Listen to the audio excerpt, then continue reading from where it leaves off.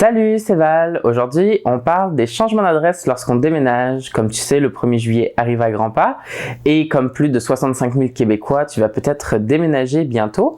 Je te parle donc dans cette vidéo des choses à faire pour changer tes adresses lorsque tu déménages.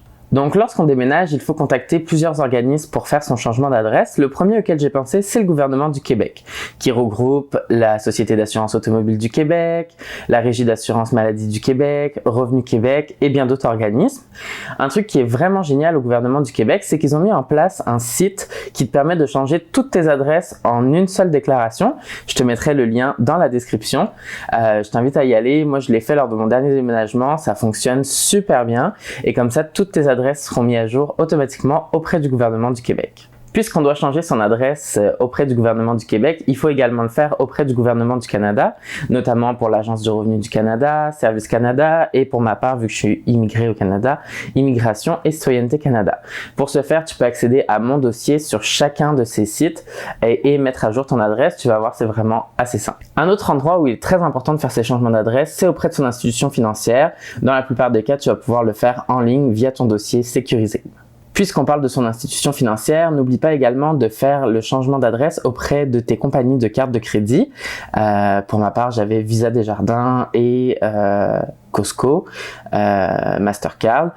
Bien important de le faire pour chacune des institutions de carte de crédit.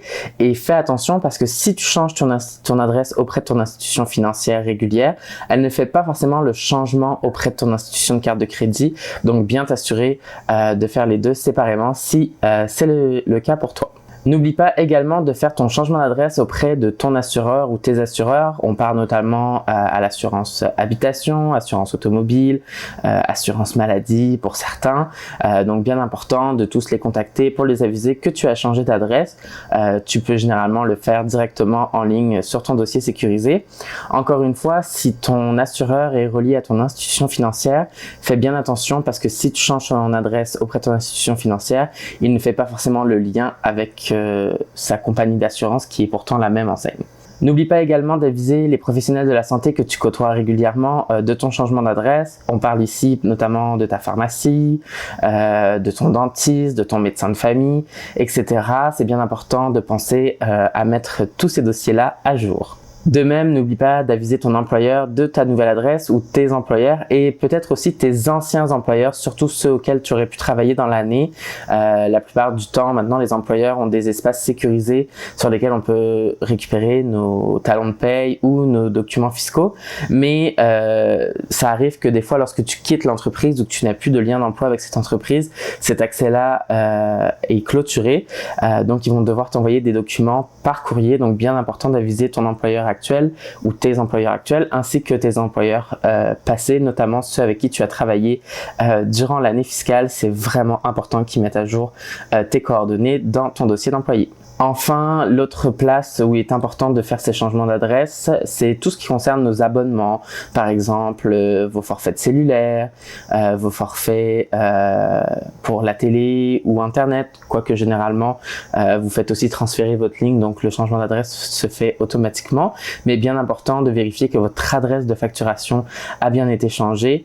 Pas oublier d'aviser Hydro, ça je pense que vous allez vous en rendre compte si ce n'est pas le cas. Et tous les autres abonnements auxquels vous pouvez avoir souscrit.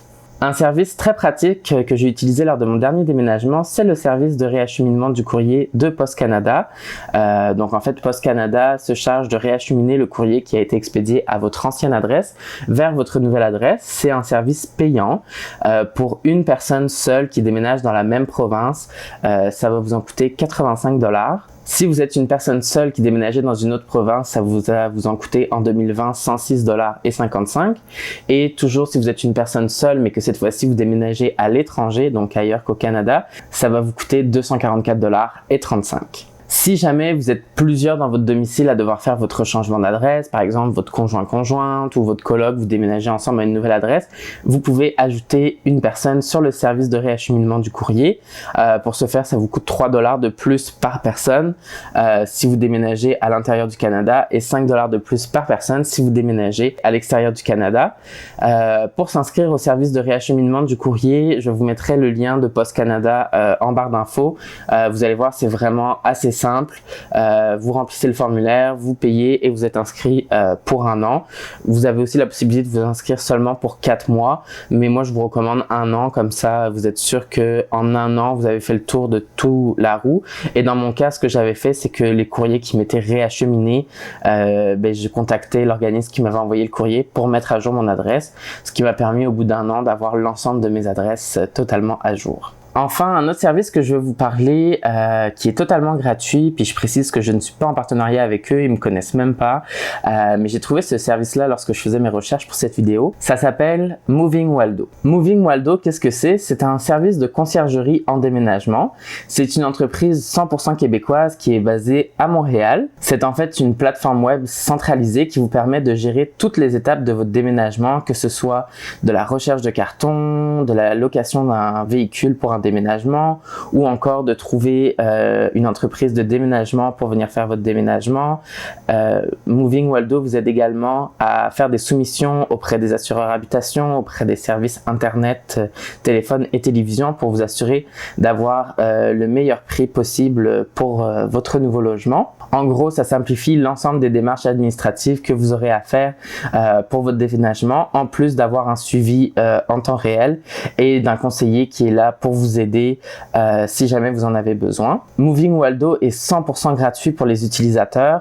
En fait, comment est-ce qu'ils se rémunèrent? C'est qu'ils prennent une cote sur les services que vous utilisez auprès des fournisseurs que vous aurez choisis via la plateforme. Donc, si par exemple, je choisis un service de déménagement, je vais payer le prix du service de déménagement et sur ce prix-là, il y a une cote qui va revenir à Moving Waldo. Mais pour moi, ça change pas le prix et c'est 100% gratuit. Et un outil qui est vraiment cool avec Moving Waldo, c'est justement le changeur d'adresse centralisé. Moving Waldo a des partenariats avec plus de 700 organismes au Canada qui vous permet en une seule plateforme de faire votre changement d'adresse pour énormément d'institutions auxquelles ils ont des partenariats. Donc vous rentrez votre nouvelle adresse, vous sélectionnez les organismes auxquels vous voulez faire des changements et Moving Waldo s'occupe de le faire pour vous. Et même si vous n'utilisez pas les autres services de Moving Waldo, vous pouvez quand même faire vos changements d'adresse via cette plateforme totalement gratuitement, ce qui est vraiment hyper cool. Je précise quand même que j'ai pas encore utilisé cette plateforme-là, je l'utiliserai sûrement pour mon prochain déménagement, mais si jamais vous avez eu des expériences avec cette plateforme, n'hésitez pas à les mettre en commentaire pour que je puisse lire ça. Les commentaires que j'ai lus de la part de clients qui ont utilisé le service étaient très satisfaisants, mais pour ma part, je ne l'ai pas encore utilisé. Donc, je vous invite à écrire en commentaire l'expérience que vous avez eue si vous avez déjà utilisé ce service. Voilà, c'est ce qui fait le tour des changements d'adresse lorsqu'on déménage au Québec. J'espère que ça a été grandement utile et que ça va te servir dans ton prochain déménagement. N'hésite pas à partager en commentaire tes trucs et astuces que tu utilises lorsque tu déménages, notamment pour tes changements d'adresse. N'hésite pas aussi à mettre en commentaire si jamais il y a un organisme auquel j'ai pas pensé et que tu trouves qu'il serait important de faire son changement d'adresse. Si tu as aimé ma vidéo, je t'invite à mettre un pouce bleu dans la barre en dessous, ça m'aide grandement à continuer mes vidéos.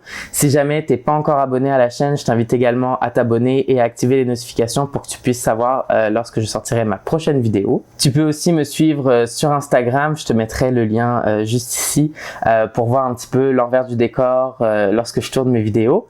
Et n'oubliez pas, dans la vie, il vaut mieux avoir des remords que des regrets. Alors lancez-vous!